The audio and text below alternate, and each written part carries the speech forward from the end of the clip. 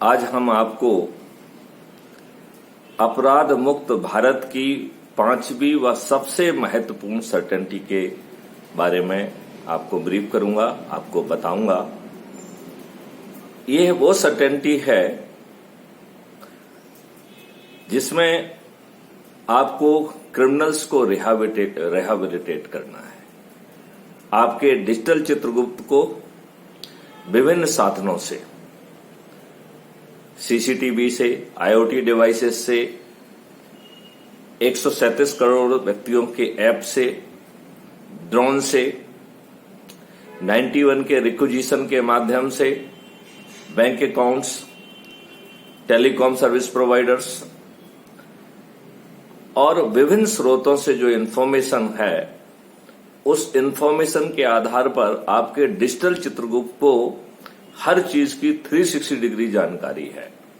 उसे यह मालूम है कि उसके अपराधी कौन हैं, उस अपराधी ने क्या खरीदा है, वो क्या चीज पहन रहा है, उसके पास वाहन कहां से आया है, वो मुस्कुराता कैसे है, वो चलता कैसे है, जब वो घर से निकला है तो किस साधन से निकला है, उसके साथ एसोसिएट कौन से हैं, उसने कौन सा रास्ता फॉलो कर रहा है, और हम उसे स्मार्ट इंटरवेंशन प्रोसेस के माध्यम से कुत्ते को कुत्ते की हैसियत से पकड़ेंगे।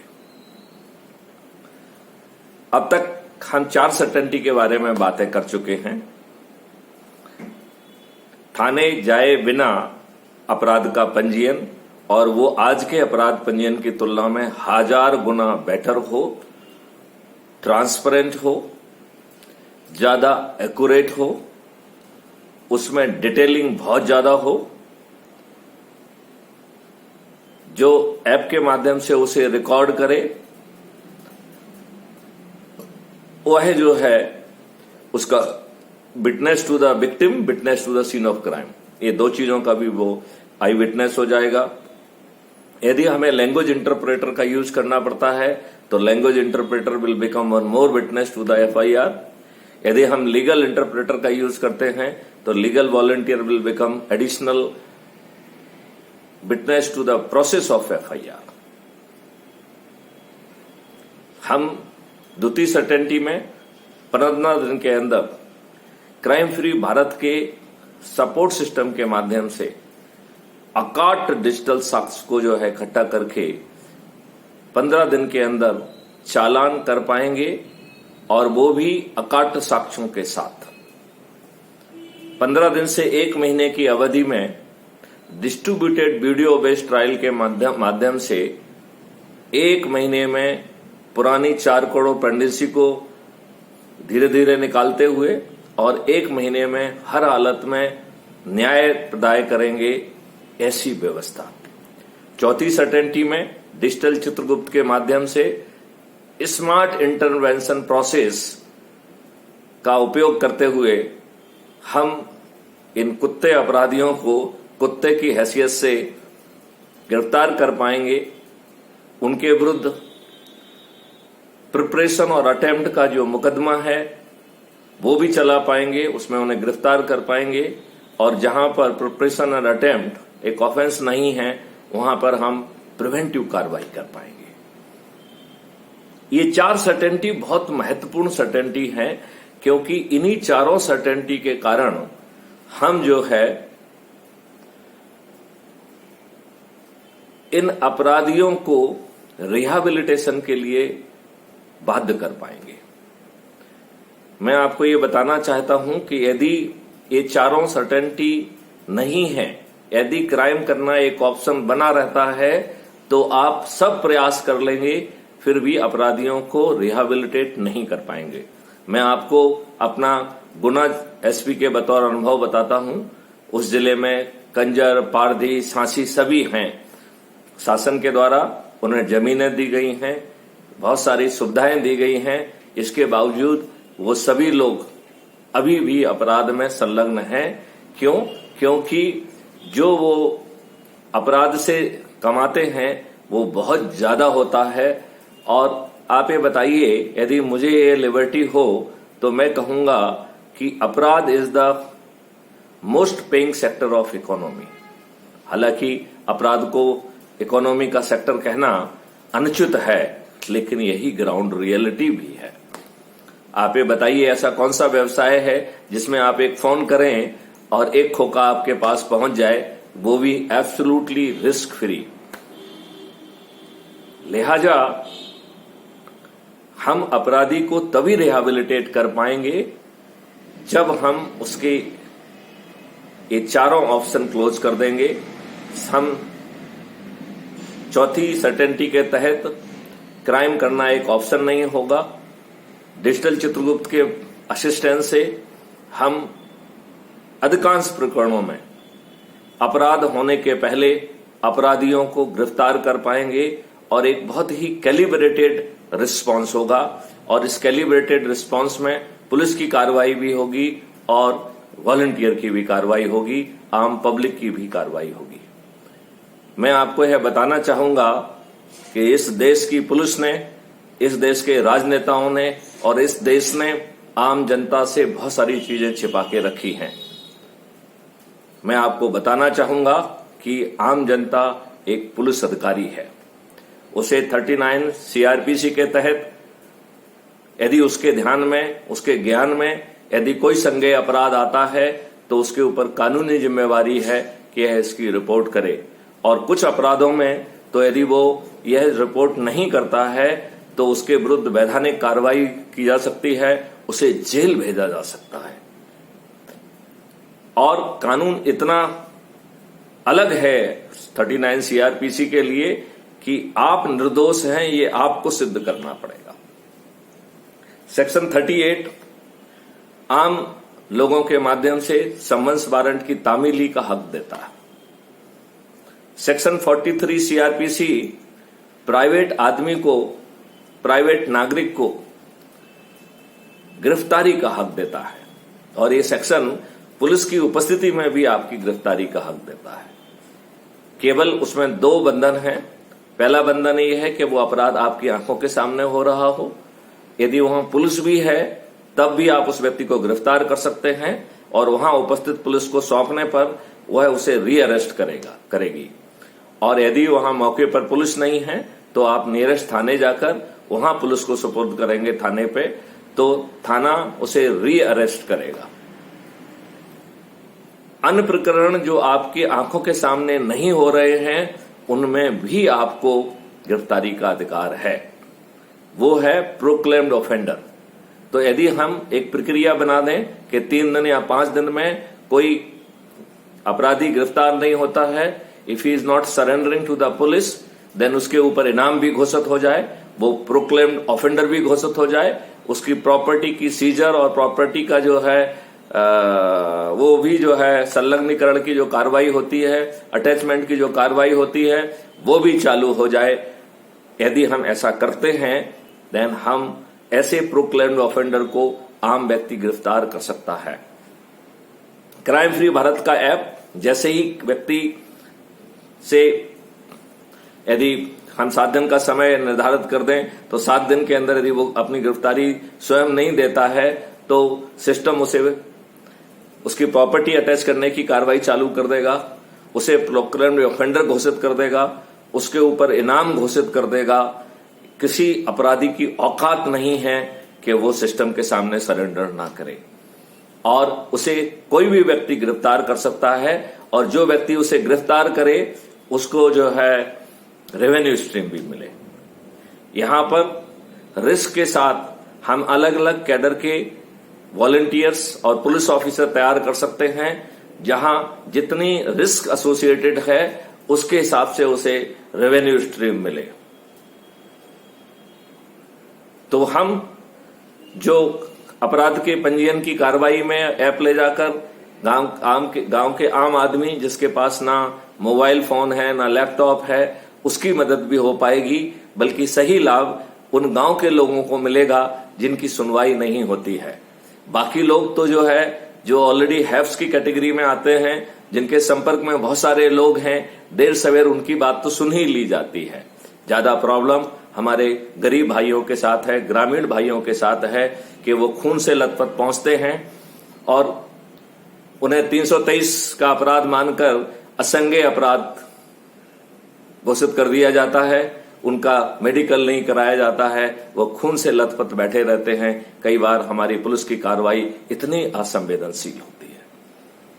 क्या ऐसी कार्रवाई एक स्वतंत्र देश के स्वतंत्र नागरिक जो अपनी सरकार को चुनते हैं, क्या उन्हें ऐसी पुलिसिंग मिलना चाहिए?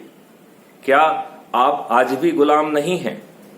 मुझे लगता है आज भी आप गुलाम हैं। आप वोट देने वाले गुलाम हैं। आपको जो है ना जानबूझ के गरीब रखा जाता है, जिससे कि आपके वोट को पैसे से, दारू से और फ्रीबी से और साड़ी से खरीदा जा सके। हालांकि directive principle of state policy का आर्टिकल 47 यह जिम्मेवारी सरकार के ऊपर डालता है कि जितने भी लिकर और इंटॉक्सिकेंट मटेरियल्स हैं उनके पर प्रतिबंध होना चाहिए, जिससे कि बेचारे गरीब लोग जो है उससे बर्बाद ना हो। हमारे दुष्ट चयनित नेताओं ने आज दारू जो है अपने लाभ के लिए गली गली, कोने कोने, मोहल्ले में पहुंचा दी है, और वो भी जबकि इसे रोकने की और प्रतिबंधित करने की जिम्मेवारी directive principle of state policy के तहत गवर्नमेंट की है, और केंद्रीय सरकार की भी है और राज्य सरकारों की भी है। देखिए, केजरीवाल ने आज गली और कोने में उस डायरेक्टिव पॉलिसी का जो है मजाक उड़ाते हुए दारू की दुकानें पहुंचा दी हैं। अन्य स्टेट में भी स्थिति ऐसी ही है। कुछ अच्छे मुख्यमंत्री हैं, जिसमें नीतीश कुमार हैं, गुजरात भी है, जहां पर कि अपराध जो है शराब पर प्रतिबंध लगाया गया है, जो कि हर जो है सरकार का directive principle of state policy के तहत संवैधानिक दायित्व था कि वो उसको इंप्लीमेंट करने की कोशिश करते। कुल मिला के ये देखा जाए तो एक अच्छी व्यवस्था देना संभवतः इन राजनेताओं की सोच का हिस्सा नहीं है, क्योंकि यह स्वयं अनपढ़, गंवार और इसमें से अब आधे से ज्यादा अपराधी भी है। यह हमारे लिए लज्जा और शर्म का विषय है कि उत्तर प्रदेश की विधानसभा में जो कि 403 एमएलए हैं, उनमें से 205 आपराधिक चरित्र के व्यक्ति हैं। यह भी एक सोचनीय विषय है कि जब हमने वोट सपा को नहीं दिया है, क्योंकि सपा अपराधियों के गोद में बैठा हुआ था। हर व्यक्ति ये महसूस कर रहा था कि यदि सपा जीतेगा तो अपराधियों का राज वापस आ जाएगा। दूसरी तरफ मोदी और योगी का चेहरा था। योगी जी के द्वारा इतना अच्छा काम किया गया कि उन्हें जो है बुलडोजर मुख्यमंत्री, इनकाउंटर मुख्यमंत्री जैसा स्पेशलाइजेशन मिला। हम उनको इस बात के लिए नमन करते हैं। लेकिन मैं अभी भी किन कितब विमूढ़ हूं कि योगी और मोदी जी ने हमारे ऊपर 205 अपराधियों को क्यों थोपा। अब मेजॉरिटी जो है लॉ मेकर वो आपराधिक चरित्र के व्यक्ति हैं। वो हमारे कानून बनाएंगे, वो हमारे मंत्री होंगे, वो हमारे उप मुख्यमंत्री होंगे। आपने ऐसा क्यों किया है? जहां पर अधिकांश कानून के निर्माता स्वयं आपराधिक चरित्र के व्यक्ति हों, जिनका खुद का चरित्र है कि वो अपने चारों तरफ अपराधियों की एक टोली इकट्ठी कर लेते हैं, उन्हें मंच पे बिठाते हैं, उनका अभिनंदन कराते हैं। नेताजी खुद और उनके जो चेले चमटे हैं उनके स्थायी वारंट होंगे, और जिस पुलिस को उन्हें अरेस्ट करके लॉकअप में बंद करना चाहिए, वही पुलिस उनको सुरक्षा देने के लिए मजबूर है, उनको सलूट करने के लिए मजबूर है। ये हमने कैसा जनतंत्र पैदा किया है? हमने ये कैसा जनतंत्र पैदा किया है जिसमें पार्टी तंत्र जो है ने लोकतंत्र का गला घोट दिया है, लोकतंत्र की हत्या कर दी है। आज हमारे वोट से चुना हुआ व्यक्ति, चाहे उसने हमारा वोट दारू देकर, पैसे देकर, साड़ी देकर, फ्री भी देके क्यों ना लिया हो, लेकिन वो हमारे वोट से चुना हुआ हमारा प्रतिनिधि है। आज हमारा प्रतिनिधि पार्लियामेंट में बैठकर, विधानसभा में बैठकर हमारे हित की बात कहने की स्थिति में नहीं है। वह पार्लियामेंट और विधानसभा में पार्टी व्हिप से बंधा हुआ है और पार्लियामेंट और विधानसभा के बाहर वो पार्टी डिसिप्लिन से बंधा हुआ है। तो हमारा अपने रिप्रेजेंटेटिव से क्या संबंध है? हमारा अपने रिप्रेजेंटेटिव से सिर्फ यही संबंध है कि हम वोट देने वाले गुलाम हैं। संभवतः जब हम सही मायने में अंग्रेजों के गुलाम थे, उस समय हमारी स्थिति आज से बेहतर थी। उस समय युवाओं का चारों तरफ जो उफान था, जिसके कारण जो है अंग्रेज डरे हुए थे। 24 जो है नेवल बेसिस में से 22 नेवल बेसिस पे स्ट्राइक थी, बवंडर था और विद्रोह था।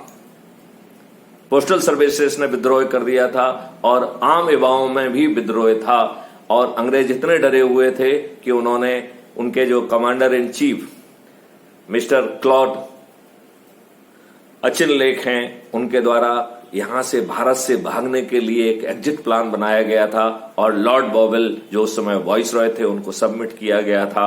और ऐसे डरे हुए अंग्रेजों के सामने हमारे गांधी जी और नेहरू जी नतमस्तक हुए और उनकी हर बात मानी। उन्हें इस देश का 47 से लेके 50 तक गवर्नर जनरल ऑफ इंडिया भी बनाया। हमसे बुद्धिमान तो पाकिस्तान था, कम से कम उसने अंग्रेजों को ये ताज नहीं पहनाया।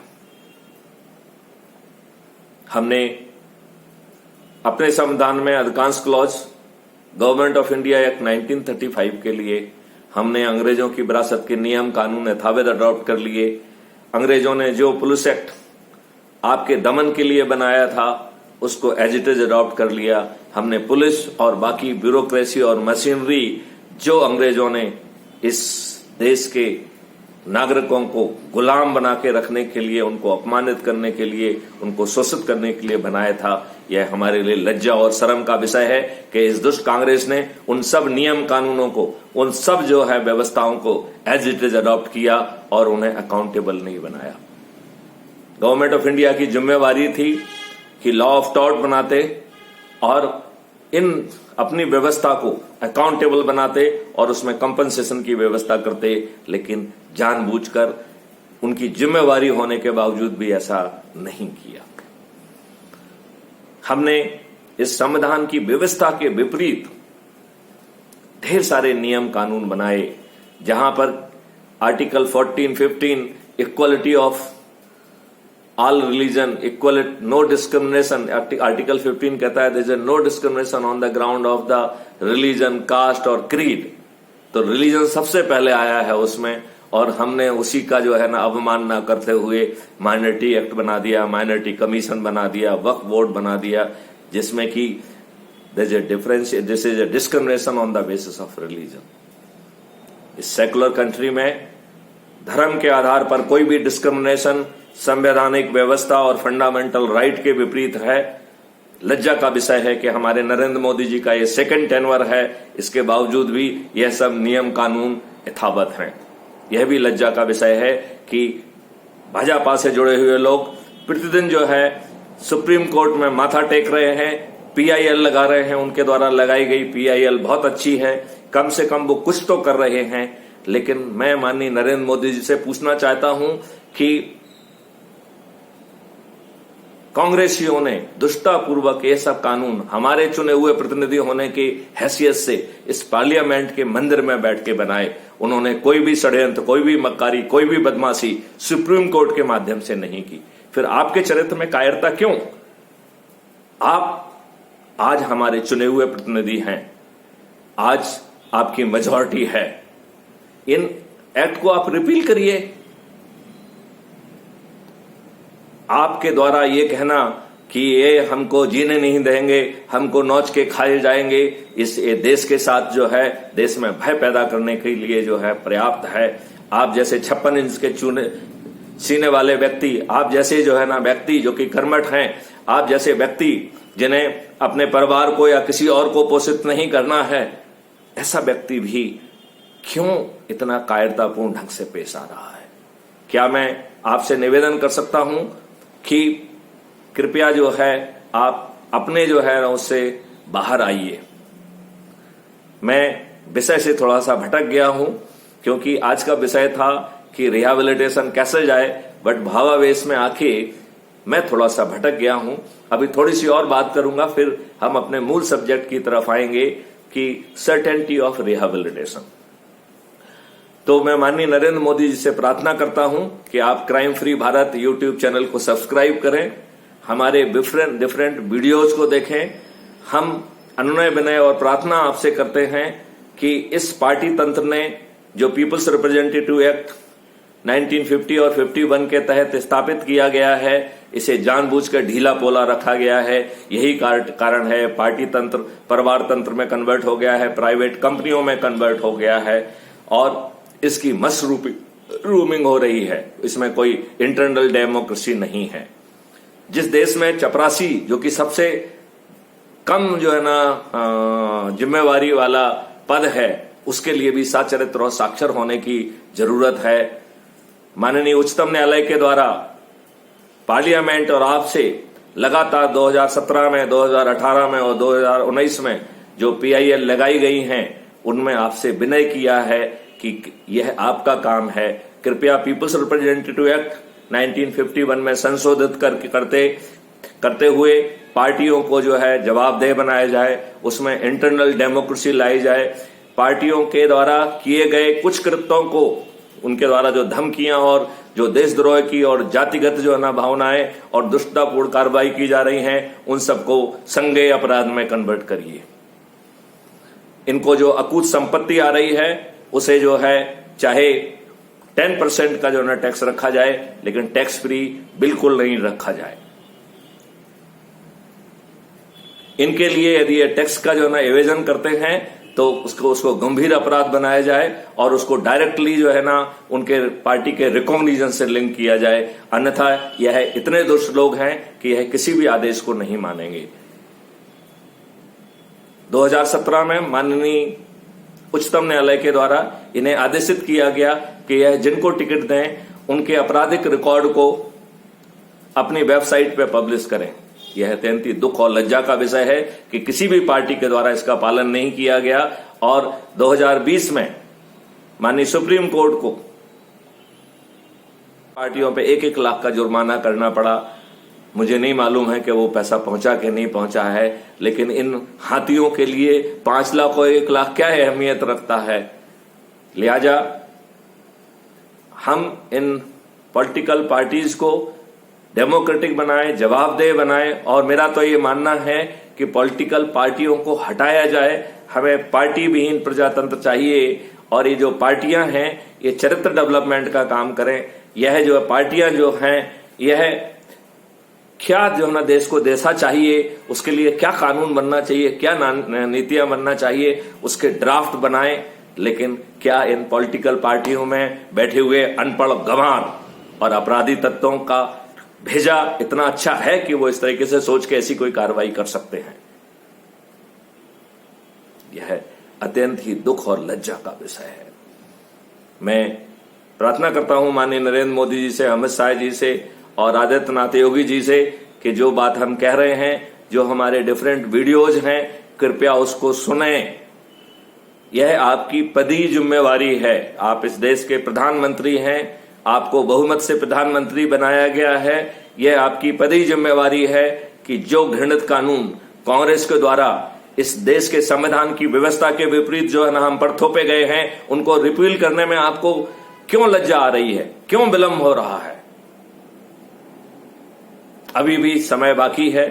2022 से 2024 के बीच में आप एक एक करके जो है उनको परिवर्तन को लाइए। मैं आपसे प्रार्थना करता हूं कि पार्टी विहीन प्रजातंत्र लाइए, अपराधी विहीन राजनीति लाइए। खर्च विहीन चुनाव व्यवस्था जो कि ऐप के माध्यम से होगी, जो कि आज की तुलना में 100% ट्रांसपेरेंट होगी और जीरो खर्च के साथ केवल जो है इलेक्शन कमीशन को डिजिटल वीडियोस बनाने के लिए फैसिलिटेशन का जो कॉस्ट आता है that will only be the expenditure, there will be no other expenditure. And ये व्यवस्था बहुत अधिक ट्रांसपेरेंट होगी, इसमें कोई गड़बड़ी नहीं हो सकती है। उसमें आइडेंटिटी भी इंश्योर किया जाएगा, उसमें यह भी इंश्योर किया जाएगा कि आप किसी भय में नहीं हैं, आपको इन्फॉर्म भी किया जाएगा, आपके उम्मीदवारों को विभिन्न चीजों पर ग्रिलिंग भी किया जाएगा और जो लोग वोट नहीं दे पाएंगे उन्हें अगले चुनाव तक हर चीज में 10% ज्यादा पैसा देना होगा, लिहाजा अगले चुनाव से 100% वोटिंग भी होगी। मैं माननीय मोदी जी से प्रार्थना करता हूं कि आपकी समस्या क्या है।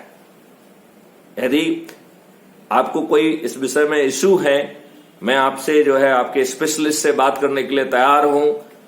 जनहित में, देश के हित में कृपया ये व्यवस्था लाइए। सत्ता में बना रहना आपका मकसद नहीं होना चाहिए।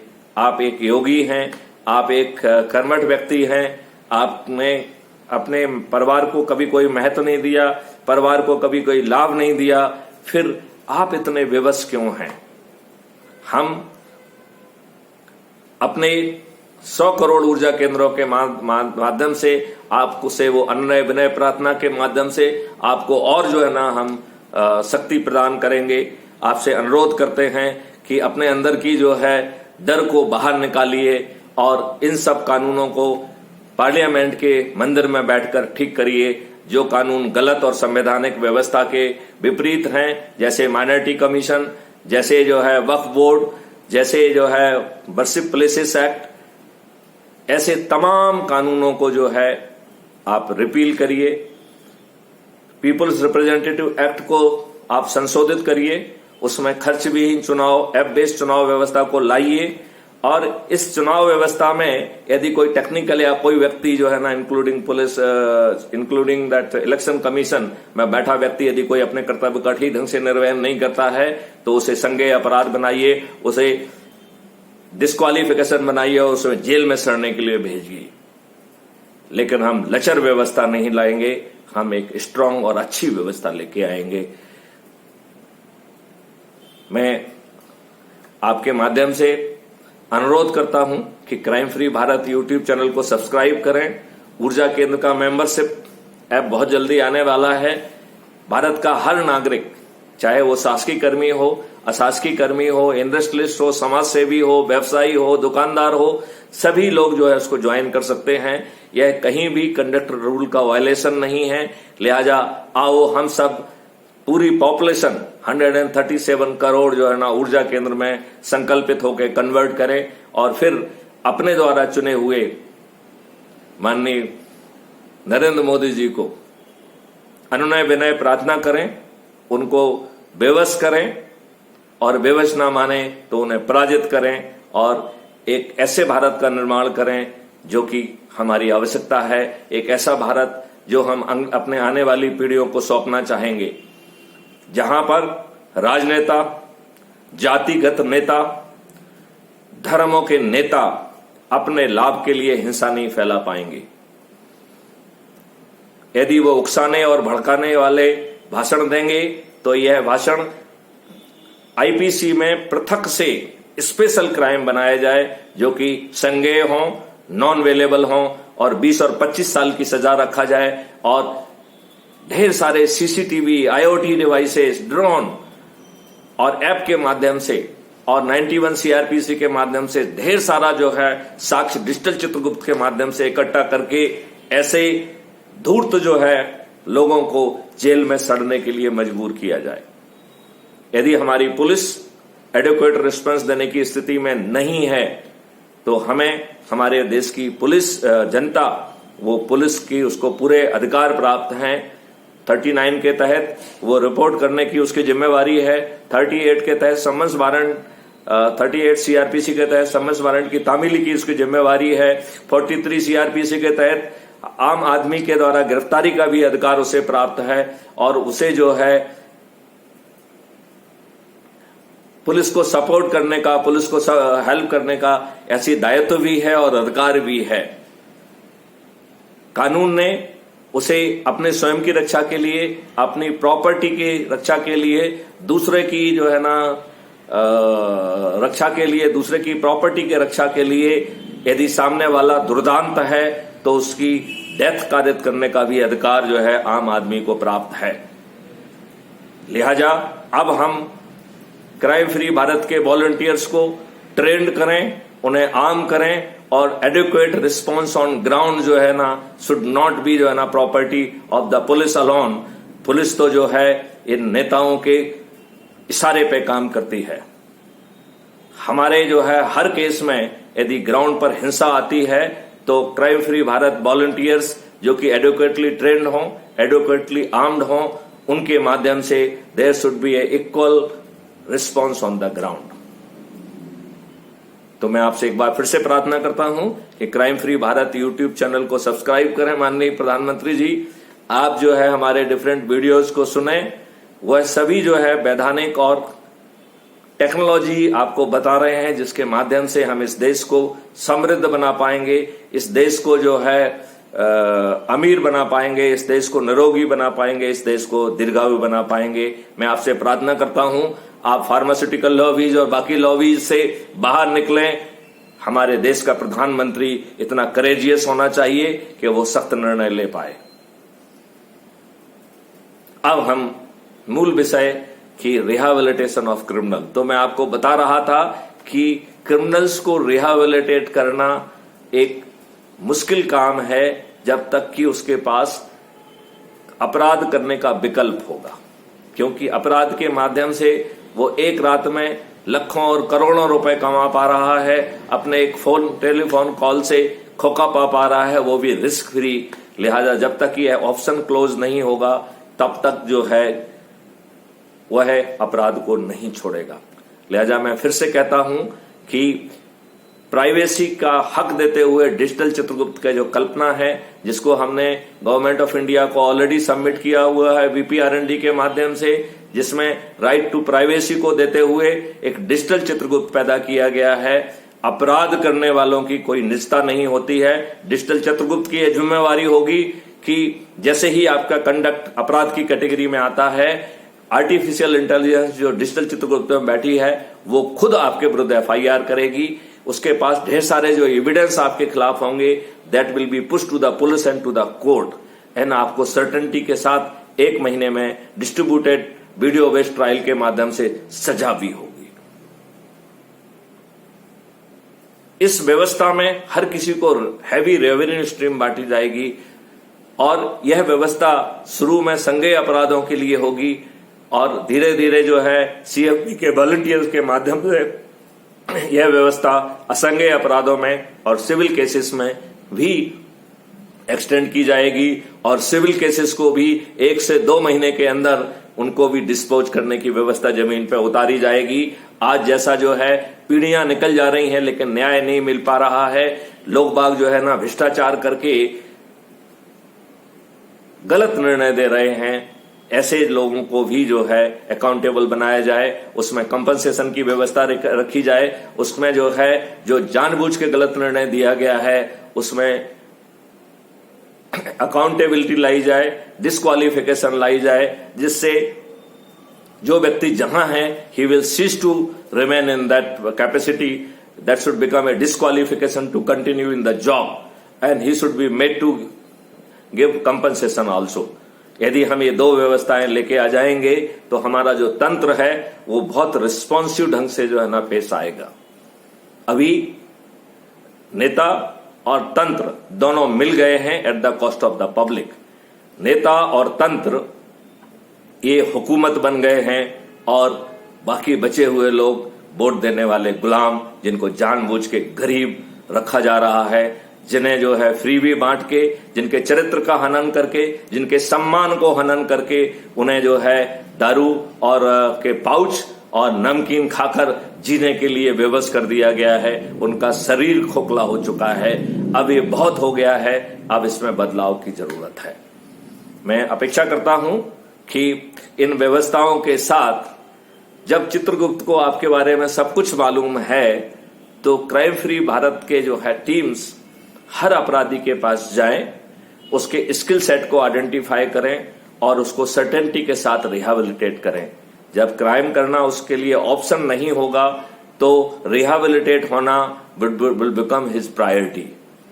और जब हम जो ऑलरेडी हमारे रडार पे अपराधी आ चुके हैं, हम उनको रिहेबिलिटेट कर देंगे, then less people will be available to commit crime. और जो थोड़े बहुत रह जाएंगे या कहीं पर रिएक्शनरी क्राइम हो जाएगा तो उसकी तत्काल जो है ना उसका संज्ञान लिया जाएगा, 15 दिन में अकाट साक्ष्यों के साथ उसका चालान पेश किया जाएगा और 1 महीने में डिस्ट्रीब्यूटेड वीडियो बेस्ड ट्रायल के माध्यम से सजा दिया जाएगा। यदि 2 महीने में इंसाफ आपको मिलेगा तो कोई व्यक्ति कानून अपने हाथ में नहीं लेगा, कोई व्यक्ति अपने जायज जो है ना हकों के लिए किसी गुंडे और बदमाश का सहारा नहीं लेगा। आओ हम सब मिलकर ऐसी व्यवस्था जमीन पे उतारें। तो 5वीं सर्टेनिटी के तहत हम जो है अपराधियों को सर्टेनिटी के साथ पहले जो है ना उनका अपराध करने का ऑप्शन क्लोज करेंगे और फिर उन्हें सर्टेनिटी के साथ रिहेबिलिटेट करेंगे। They will become the good citizen of the country and they will be contributing in the health and wealth of the country.